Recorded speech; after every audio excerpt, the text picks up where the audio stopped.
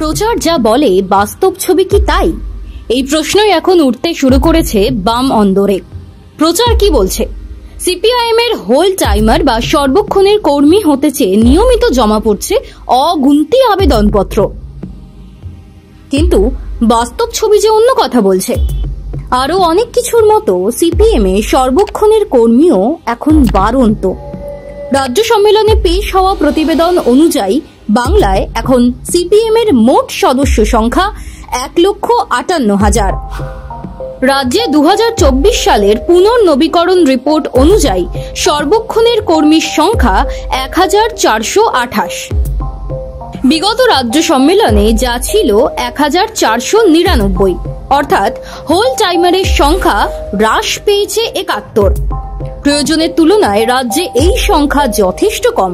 এই সংখ্যা যদি কমতে থাকে তা যে উদ্বেগের বলার অপেক্ষা রাখে না। পার্টির সর্বস্তরে গুরুত্ব সহকারে আলোচনা প্রয়োজন, এমনই ভাবনা উঠে আসছে। সর্বক্ষণের কর্মী প্রসঙ্গে দলের অবস্থানও ব্যাখ্যা করা আছে ওই প্রতিবেদনে। বলা হয়েছে, পার্টির কাজে নিজেকে সর্বক্ষণের জন্য নিযুক্ত রেখেছেন, অন্য কোনো পেশায় নিজেকে যুক্ত করেননি, বা পেশা থেকে বেরিয়ে এসে পার্টি সিদ্ধান্তের ভিত্তিতে পার্টিতে সর্বসময়ের জন্য কাজে নিজেকে নিয়োগ করেছেন। তিনি বা তাঁরা সর্বক্ষণের কর্মী। যারা অন্য পেশা বা কাজ থেকে সময় বের করে দলের জন্য কাজ করেন তারা এই গোত্রীয় নন। প্রতিবেদন অনুযায়ী অবসর নিয়ে সর্বক্ষণ পার্টির কাজ যারা করছেন তারা পার্টির সম্পদ, কিন্তু সর্বক্ষণের কর্মী নন। সিপিআইএম এর সর্বক্ষণের কর্মীরা দলীয় তহবিল থেকে ভাতা পান। সেই ভাতার পরিমাণ খুবই কম, মাত্র 8,000 টাকা। কলকাতায় কেউ হোল টাইমার হলে তার জন্য ভাতা বা ওয়েজেস হবে 8,000 টাকা, কিন্তু জেলায় সেটাই আরো একটু কম।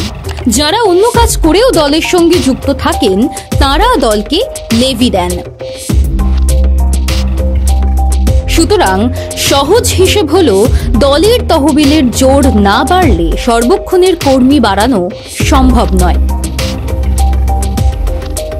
আবার অন্য দিক থেকে দেখলে যারা অন্যান্য পেশায় থেকেও সিপিআইএম এর সদস্য হিসেবে দলকে চাঁদা দেন তাদের আর্থিক সহায়তায় সর্বক্ষণের কর্মীদের ভাতা চলে।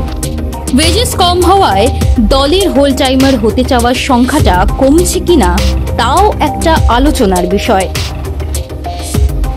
ঠিক এখান থেকেই উঠে আসছে আরো একটা দর্শন। সিপিআইএম বা কমিউনিস্ট পার্টির সাংগঠনিক নিয়ম অনুযায়ী সর্বক্ষণের কর্মী না হলে দলের বা তার কোনো গণসংগঠনের নেতা হওয়া যায় না।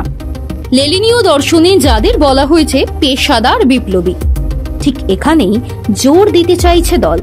সামনে বিধানসভা ভোট, অনেক সমস্যার মধ্যে থাকলেও ঘুরে দাঁড়াতে চাইছে সিপিআইএম।